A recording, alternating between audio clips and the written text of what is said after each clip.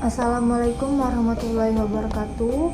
Perkenalkan, nama abdi Misha Nauli Azahra di kelas 12 IPA 2. Video abdi bade nyampaikan materi sisindiran kanggo penugasan persyaratan kelulusan mapel bahasa Sunda.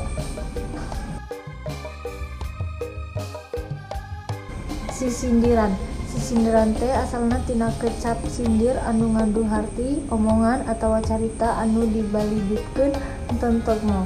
Heuyeung jeung eta, dina sastra Sunda anu disebut sisindiran teh nyaeta sastra nu ngandung mun rakitan basa kalawan dibalibitkeun.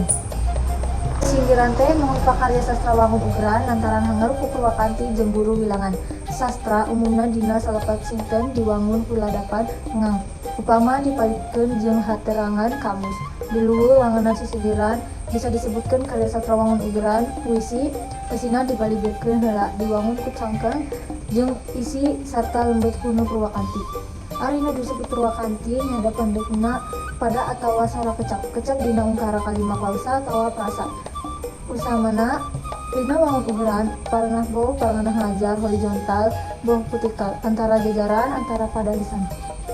Sisindiran di masing-masing jadi tilu rupanya eta parikan, rarakitan, wawangsalan. Eta sisindiran anu tilu langu beda wangun pada ami boga ari nu anu kahiji paparikan teh sisindiran anu diwangun ku dua cangkang jeung dua isi.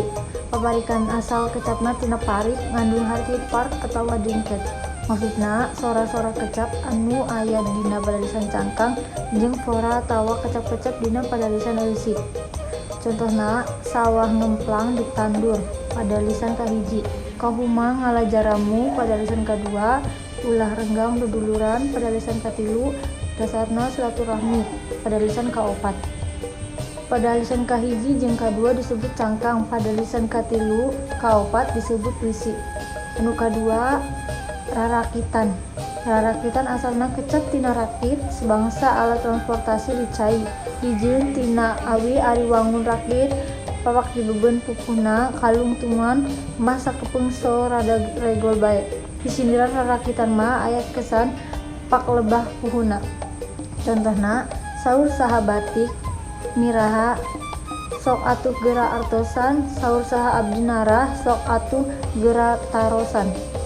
Nu katilu wawangsalan beda jeung wangun paparikan atawa rarakitan wangun wangsalan mandina pada lisan cangkang ngandung karundingan atawa mangrupa fataricing ari dina pada lisan eusi ngandung wangpal.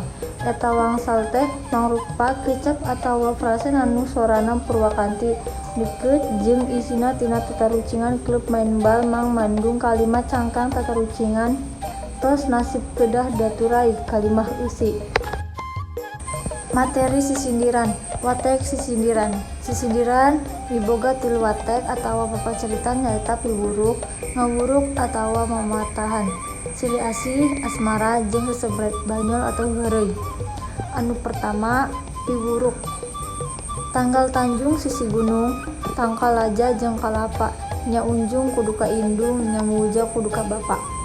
Kripik siki kanari, ngalasaga arek nyupah. Sing apik naliti diri ngajaga ucapan jeung lampah. Nu kadua silih asih. Kajami mentas ramayan keun mentas katojos hoe upami mung henteu reunyan salios teh cios bae. Silang lain ngojay selanglang ngojaina ka Cipaganti, kapalang moal kapalang dumela ka diri nyai. Gunung di kalereun Bandung tong ringrang di Kantan miang bung rangrang. Dua sisitan ngagoronyok ulah sok galak timburung salak. Nu katilu sesebret dagang seureu pepatungan cangkaling laku santi euleulin popotongan dikaleng ku aki-aki. Kacikina kaciceuri balikna meuli arloji nini-nini ngeunah seuri huntuna ngan tembung hiji.